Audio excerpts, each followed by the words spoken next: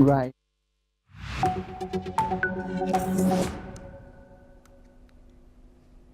Hello and welcome. I'm Ruby Barlow and you're watching The World Report on NewsX World. Let's take a look at some of the headlines of this hour. Israel says its air force hits Iran's presidential office and Supreme National Security Council compound with multiple munitions. The military says other key regime sites are also targeted days after joint US-Israeli strikes kill Iran's supreme leader at a separate compound. Iran's Red Crescent says the death toll from ongoing US and Israeli strikes has risen to 787 people since the war began. The figure, released by Iranian state-affiliated sources, comes as search and rescue continue after widespread airstrikes across the country. Russia says it has seen no evidence that Iran is developing nuclear weapons, according to Foreign Minister Sergei Lavrov. The comment contradicts President Donald Trump's justification for war, as Iran denies seeking a bomb and nuclear talks remain collapsed after the US exited the 2015 deal. Israeli Prime Minister Benjamin Netanyahu says the war with Iran will not last for years, as Israel strikes Hezbollah targets in Lebanon and Iran hits Gulf states hosting US bases. US President Donald Trump earlier projected a 4 to 5 week conflict, but now signals a broader, open-ended campaign as the fighting expands. Hezbollah says it targets 3 Israeli military bases with drones and rockets, including Ramat David, Meron, and a site in the Golan Heights, in response to Israeli strikes on its strongholds in Lebanon. The Iran-backed group says the attacks follow Israeli airstrikes on dozens of Lebanese cities, including southern suburbs of Beirut. The United States confirms its embassy in Riyadh is hit by drones overnight, closes the facility and urges Americans to shelter in place. Saudi officials say 2 drones caused a small fire and minor damage, as witnesses report smoke and explosions in the diplomatic quarter. China denies reports it is providing military support to Iran and says its backing is political and moral, not weapon supplies. Beijing, which relies heavily on oil shipments through the Strait of Hormuz, condemns US and Israeli actions and calls for a ceasefire and return to nuclear talks. European and UK benchmark natural gas prices jumped more than 30%, hitting their highest levels since January 2023 as Middle East tensions intensify. Prices spike after Qatar Energy halts output following military attacks, with the UK seen as particularly exposed due to low storage and heavy import reliance. And now to a breaking story. Israel has said that it has hit ballistic missile production sites across Iran. This comes on the 4th day of a joint US-Israeli attack against the Islamic Republic. The Israeli Defense Forces stated that the strikes focused on sites used by the Iranian regime to manufacture military equipment, particularly missiles. The continued strikes have resulted in the death of Iran's supreme leader Ayatollah Khamenei and other senior officials from the Iranian regime. And now joining us live, we have our guest Raymond Vickery, an international affairs expert and former US Assistant Secretary of Commerce from Washington, D.C., and also retired Major General Dr. Rajan Kochhar, who is a senior strategic and international affairs expert from New Delhi. Now, Raymond, how crucial are these missile facilities? Where else could Iran source their weapons from if these domestic capabilities are taken out of the equation?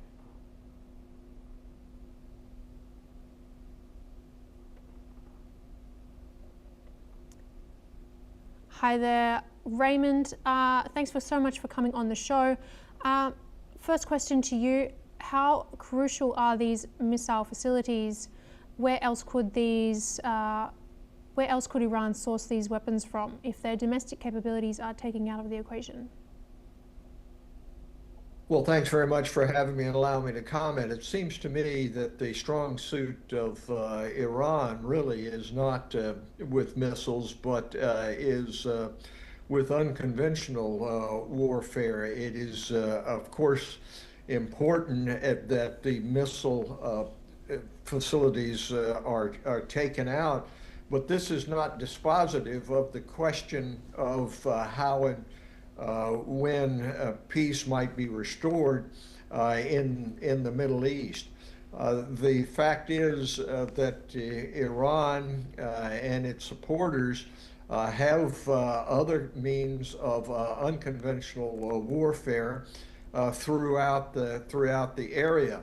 So the very concept that simply by destroying the missile facilities, the conflict is somehow brought closer to an end does not seem to me to be correct. What has to happen is some sort of return to a concept of restoring principles of the United Nations, principles of nonviolence, of in regard to resort to a war in order to accomplish national objectives. So this is important, but is by no means dispositive of the conflict which is going on. Raymond, please don't go far. We're just going to move now to our guest, retired Major General Dr. Rajan Kochhar. Now, Rajan, just on a note that Raymond was saying about the United Nations, will we see a peaceful solution to this conflict? Could we see negotiations resume, perhaps mediated by a third party? You see, with due respect to everybody, United Nations is a redundant organization today. And we have seen it, where has United Nations been able to interfere? The Ukraine-Russian war, 4 years going on and still going strong. What has been the role of United Nations there? Gaza, International Court of Justice, International Criminal Court, declared Netanyahu as a war criminal, and all those things which are happening, and 70,000 Palestinians killed. Where was United Nations? A Board of Peace. I'd like to mention here. What is the jurisdiction and local standing of this Board of Peace when you have an international organization like the United Nations? Why should you create a Board of Peace as a parallel organization to resolve or bring peace between warring factions when the Palestinian representation is not there in the Board of Peace? So all these questions are very, very searching, and I don't think many people will have answers for this. As far as this conflict is concerned, this conflict will be decided by the USA, by the US and Israel and Iran, because these are the three stakeholders as far as this conflict is concerned. The very fact this attack was launched on Iran, of course, there are counter opinions. Everybody says the yes, no, good, bad. But the ultimate analysis is that there is no conflict in this world today which has been resolved through military means. If you go back to history also, if you go back into the history of the United States also, you will see that United States has not been able to resolve any conflict on this earth since inception through military force. So therefore, your might is right. Yes.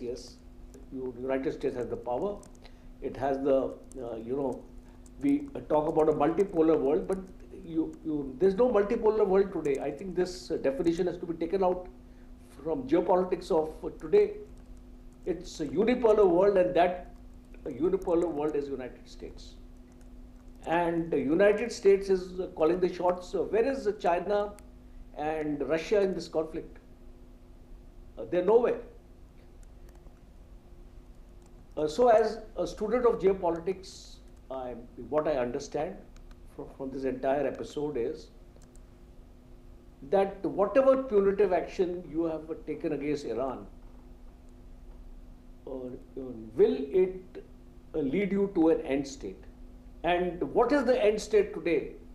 And I would like my panelist here to also tell me that what is the end state we are looking for as far as Iran is concerned. A strike on their missile capability, I don't think you'll be able to make a dent there, because the entire missile capability of Iran is indigenous. They have their own industry. Today, you will destroy X number of missiles. Tomorrow, they'll produce more. Drone capability, again indigenous. Whatever you decide, they'll produce more because they have the capability. And how much of the leadership are you going to you finish off? First rung, second rung, third rung. Then what? Are the people of Iran, is the revolution taking place in Iran is my first question.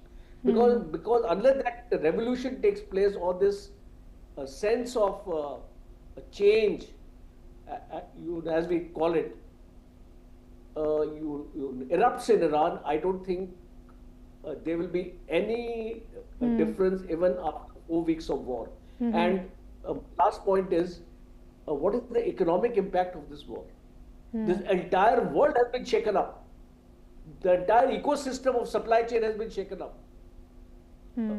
Prices of oil are skyrocketing in Europe. I am given to understand that the price of oil has gone up by 44%. Please keep that thought there, Dr. Rajan, and stay with us as we please move to our next story. In Israel, where the Prime Minister Benjamin Netanyahu said that the country is continuing to strike Iran and has vowed to hit Hezbollah with increasing force. Speaking from an Air Force base in central Israel, Netanyahu has stated that Israeli pilots are active over Iran and Lebanon. He warned Hezbollah that their attack was a very big mistake and promised a forceful response that will only escalate. He has also vowed to strike Hezbollah in Lebanon with even greater force. This comes as US and Israel continue to strike Iran, with Israel also targeting Hezbollah in Lebanon. Meanwhile, Iran continues retaliatory strikes across the Middle East in response to US-Israeli strikes in Tehran that have also resulted in the killing of the country's supreme leader, Ayatollah Khamenei, and other Iranian officials. Joining us again, we have Raymond Vickery, an international affairs expert and former US Assistant Secretary of Commerce in Washington, D.C. Raymond, how has this war affected Netanyahu's standing domestically in Israel? Of course, the last couple of years he has become quite controversial as a prime minister domestically and abroad. He's also had legal issues as well as sprayback from the anti-war camp inside of Israel. So how has this latest development the last couple of days, how has that affected his standing within Israel? Well, thanks for allowing me to comment on this. It seems to me that war has a rally round the flag effect, no matter which nation is involved. And so, as in the United States with Donald Trump, there is an attempt here to have a rally round the flag, rally round Prime Minister Netanyahu. That seems to be working thus far. It is not in the cards, it seems to me, to look to some sort of domestic political approach in regard to Netanyahu, which will rein in the present trajectory of working directly with the Trump administration to wage war in Iran. In the United States, the situation is, it seems to me, somewhat different. There has been a principle of President Trump and the MAGA base to not be involved, to put America first, to pull back from international conflicts, whether they be in Afghanistan, Iraq, and elsewhere. But President Trump has now taken a different tack. His approach, it seems to be my way or the highway around the world, foregoing of the principles that got him elected and going to a more imperialistic approach. This is not playing well in the United States. And I think, unlike in Israel, there's going to be a domestic reaction here, particularly at the midterms. The latest polls show only about 39% of the American voters supporting President Trump in regard to this Iranian venture. So I think in regard to Israel, you're going to see a support for Netanyahu, but in the United States, I think the reaction is going to be just the reverse. Raymond, please stay with us as we move to our next story. Hezbollah has claimed responsibility for targeting an Israeli tank on the edge of Lebanese border village on Tuesday. This strike came hours after Israel's defense minister ordered troops to secure additional strategic positions inside Lebanon. The armed group said it struck a Merkava tank in response to Israeli aggression, following movements by the Israeli army near Kafar Kila. Meanwhile, Lebanese army sources reported Israeli ground incursions along the Lebanon-Israel border. Joining us again, we have retired Major General Dr. Rajan Kochhar, a senior strategic and international affairs expert located in New Delhi. Now, Dr. Kochhar, how do these developments affect the Board of Peace, as you mentioned earlier? Is it perhaps not a bit contradictory for Trump to assemble a Board of Peace, but merely days later get involved in a war? You see, I never had a great expectation from this Board of Peace, and why I say it, and you say it with conviction, that unless you have the two people who are in contention, who are in dispute with each other as part of the Board of Peace, how will you have Board of Peace? How will you have peace, as a matter of fact? Because Palestinians have no representation here. So this Board of Peace, has a different objective. Its objective is not peace. Its objective is to ensure that you secure Gaza into a place where you can dominate this entire region. You can do investments there.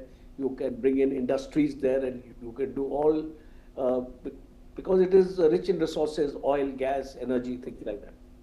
So what we are seeing is that today, these wars which are taking place, Donald Trump, my friend Raymond is there from the US. Donald Trump has made a statement that he has stopped 8 wars, and he is a candidate for the Nobel Prize for Peace.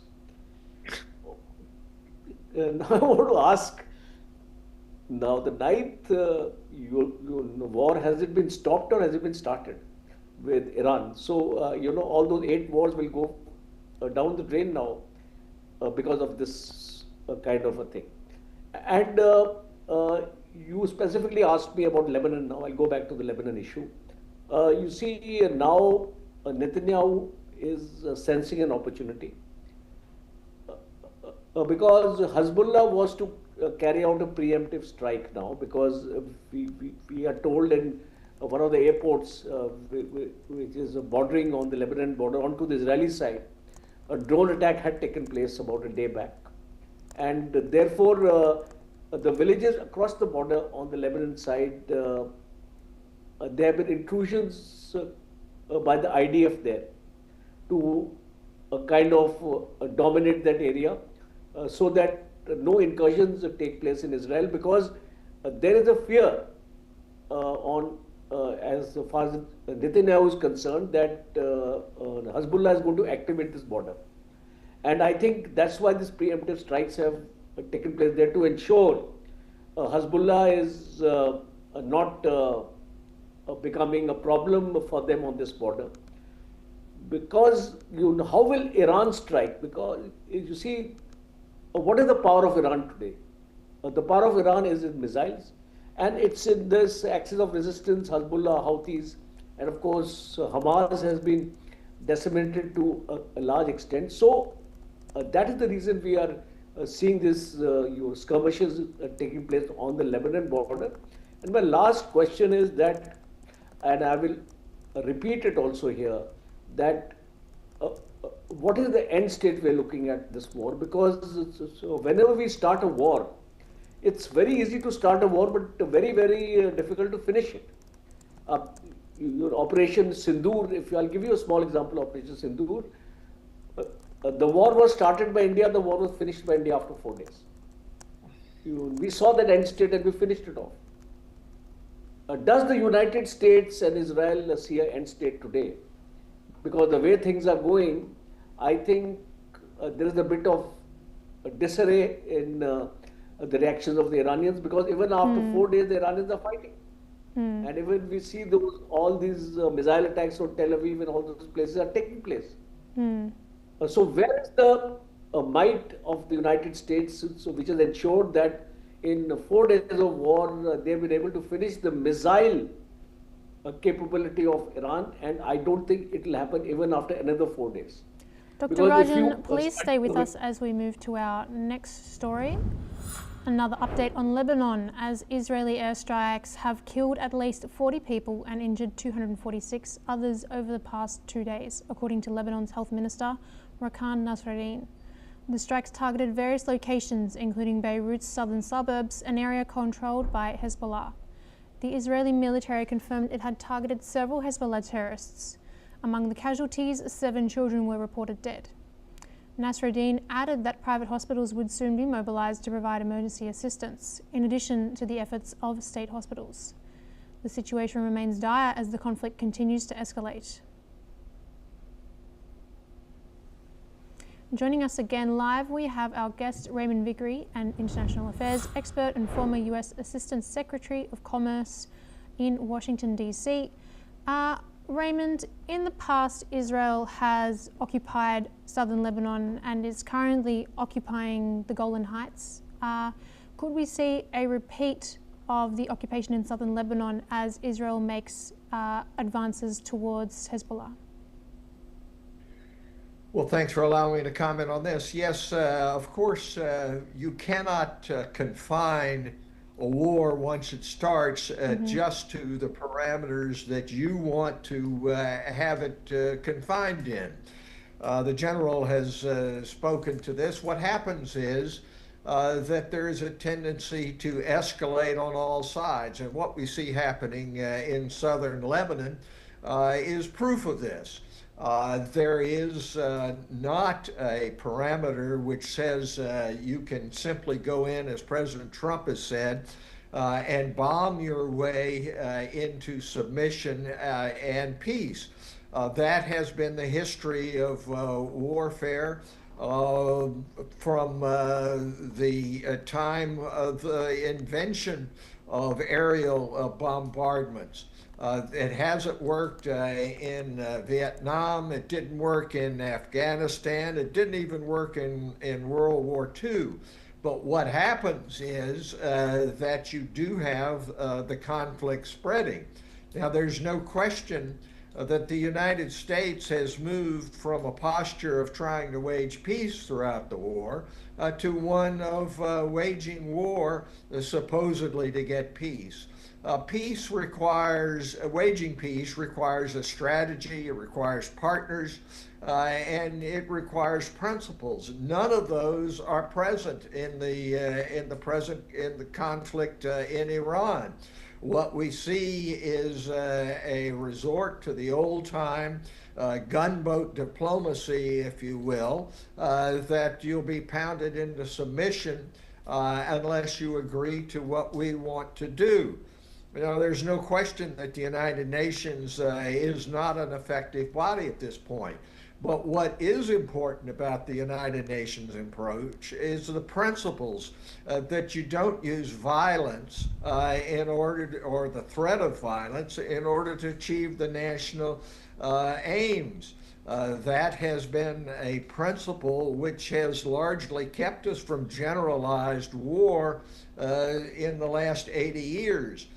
In throwing this out, you're going to see more in regard to the spread of violence, whether it be in southern Lebanon, as you've indicated, or throughout the Gulf states.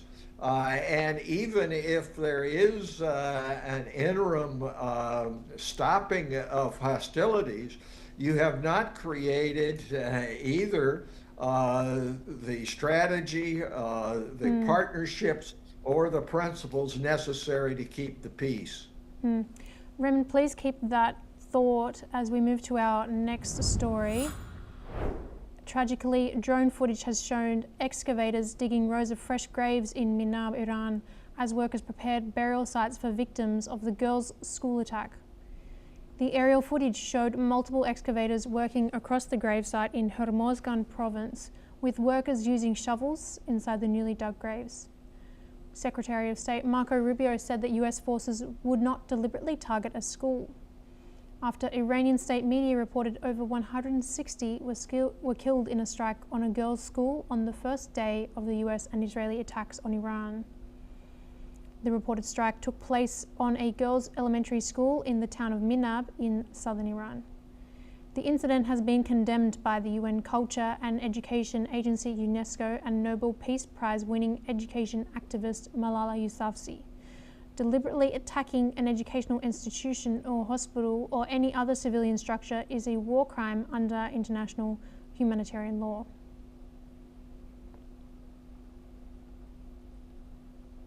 Now, joining us again, we have retired Major General Dr. Rajan Kochhar, a senior strategic and international affairs expert in New Delhi.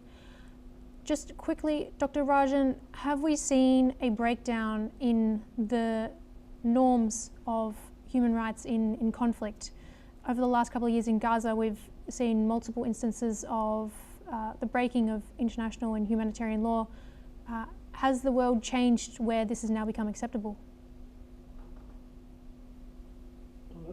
Definitely. I think it's a very, very sad what you have actually narrated, because it's a very unfortunate girls' school, and you are such innocent, I believe from class 4 to class 7, and it was all blood all over, and more than 170, 180 school children have been slaughtered.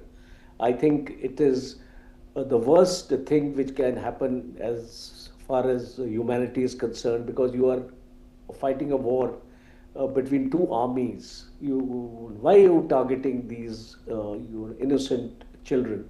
I think in Gaza also we saw a similar kind of an action taking place on the innocent children, women. We actually saw these hospitals also being targeted in other areas, and more than 70,000 civilians have been killed in the war at the pretext of going after the Hamas. So I think, yes, you are absolutely right. There is a need for introspection of this entire world, how we carry out our affairs, how we decide outcomes, and it's very, very sad. I would like to offer my condolences to those children and their families and their parents. It's very unfortunate. Completely agree with you there, Dr. Rajan. Very tragic. Now, as we move on to our next story, Greece's shipping minister, Vasilis Kikilias, has called for the protection of global shipping and seafarers amid an alarming situation that has left dozens of ships stranded in the Strait of Hormuz and the wider area due to the widening Iran conflict. Traffic through the Strait of Hormuz was closed for a fourth day on Tuesday, choking off a key artery accounting for about 20% of global oil and gas supply. An Iranian Revolutionary Guard senior official said on Monday Iran would fire on any ship trying to pass through, Iranian media reported. Greece is a dominant force in global shipping, controlling one of the world's largest merchant fleets. Kikilias has said that at least 10 Greek-flagged ships were in the Gulf and another 5 outside. Their crews, including dozens of Greek seafarers, more than 325 ships of Greek interests are in the wider area. Joining us again, we have Raymond Vickery, who is an international affairs expert and former US Assistant Secretary of Commerce in Washington. Now, Raymond, we have another story there again of civilians getting caught in the crossfire in this war over the last 4 days. How do you think that this could be reflected on the global markets? The markets opened on Monday. We had a massive rise in oil prices, gold prices, but these shipping channels are important for transport of many other materials as well. Well, thanks for letting me comment on this. It seems to me that it shows that, security matters are not in a separate category from economic and trade matters. They are part of the same reality. And to think that you're going to be able to conduct a war without having serious economic effects is a pipe dream. And you see it in regard to Greek shipping. You see it in regard to the Straits of Hormuz.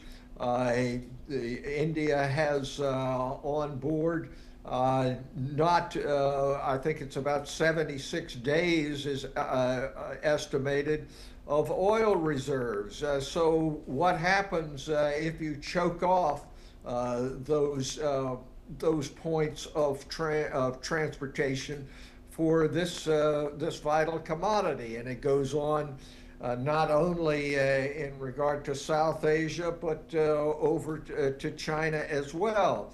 So these kinds of knock-on effects are a part of making the decision to go to war. Unfortunately, we're getting to a situation in which you're getting away from the principles of not using violence to accomplish national aims.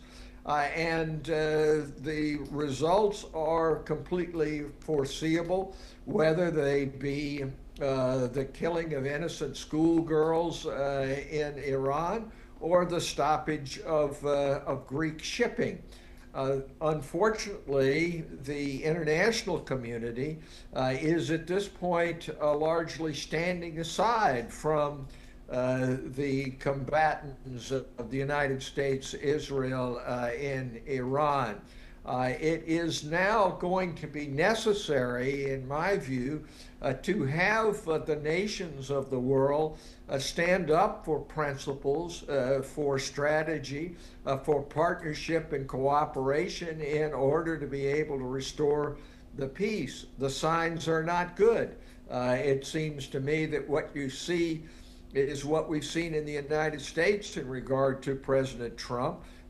From centers of power, whether they be in business or whether they be in academia, and that is standing aside and hoping to keep your heads down and that this too will pass. That is not the way forward. There needs to be, both internationally and nationally, a demand and a resort and action taken to move us back to principles which have, as I say, largely kept the peace since World War II, but are heading in exactly the wrong direction through this attack on Iran. Raymond, thank you so much for joining our show tonight. And also thank you to our other guest, Dr. Rajan Kochhar. Thank you both for your time and sharing your thoughts. Now we move to our next story out of India, where Indian Prime Minister Narendra Modi today spoke with Sultan Haitham bin Tariq of Oman, condemning the violation of Oman's sovereignty and discussing recent developments in West Asia. Prime Minister said that both the leaders agreed on the importance of sustained diplomatic engagement for the restoration of regional peace and stability. Meanwhile, reports suggest that Indian External Affairs Minister S. Jaishankar recently held telephonic discussions with his counterpart from Saudi Arabia, Kuwait, Bahrain, Qatar, and the UAE. According to reports, these conversations focused on the conflict's impact on India's economic and security interests in the region.